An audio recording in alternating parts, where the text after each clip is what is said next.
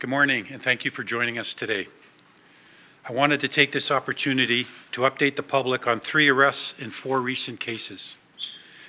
You'll see as I get into some of the details that each one is tragic and indeed disturbing. They're the type of incidents that will understandably cause concern in our communities. Recognizing the distress these incidents have caused, I want to take this opportunity to provide some reassurance to the public. While we appreciate that this news does nothing to ease the suffering of the victims and their families, particularly those now grieving death, I can report that the suspects for all of these incidents are now in police custody. It is my hope that this fact provides at least a sliver of closure for the families. The first incident I'll address is the murder of Kartik Vasudev, 21 years, a student from India who was residing in Canada and attending Seneca College.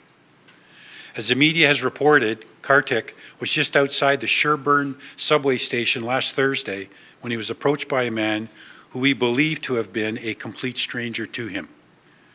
Unprovoked, this man shot Kartik multiple times, killing him. 2 days later, on April 9th, Elijah Mahepath, 35 years, a resident of Toronto, was murdered as he was walking in the area of Dundas and George Streets in the east end of the downtown core. He too was approached by an apparent stranger, was shot multiple times, and despite life-saving measures, also succumbed to his injuries. In the aftermath of this second attack, our investigators were able to quickly draw a link between the murder of Kartik and that of Elijah. An all-out effort was initiated to track the killer's movements, to identify him, and to arrest him. Working with our city partners, including the TTC and Metrolinx, and utilizing the full resources of our various investigative squads and divisional resources, the suspect was tracked to an address in the area of Spadina and Bloor Street West. The emergency task force entered the suspect's residence, where he was taken into custody on Sunday evening.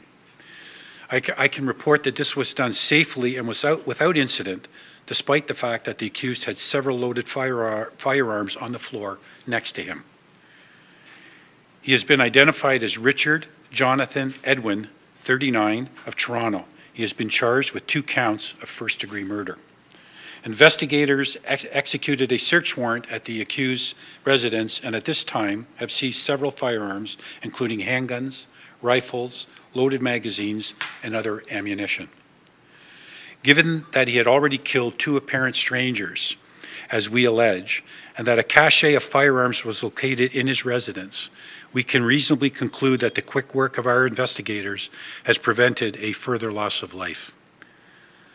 The next case I want to speak about also happened on April 9th in the area of Eglinton Avenue East and Markham Road.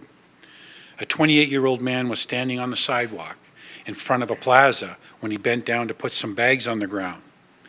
As he was standing up, the accused male, who we again believe to have been a complete stranger, struck him with an axe on the back of his head, causing severe injuries.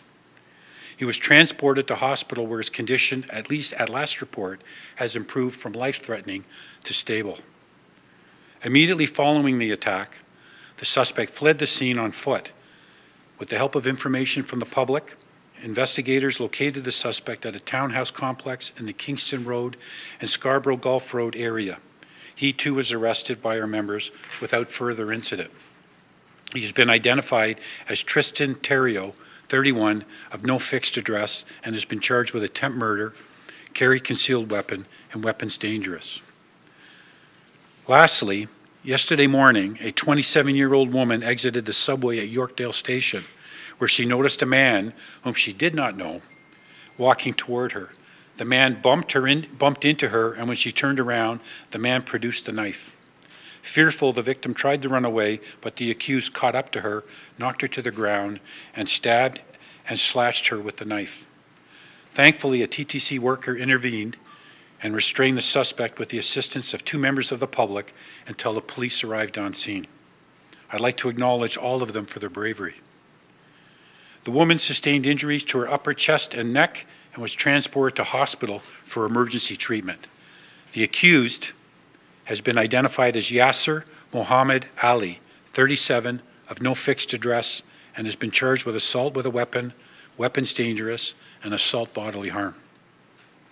In all of these cases, our officers responded quickly and decisively. I want to thank the many members of the public who came forward to provide information that assisted us in removing these individuals. Each one of the accused males remains in custody at this time.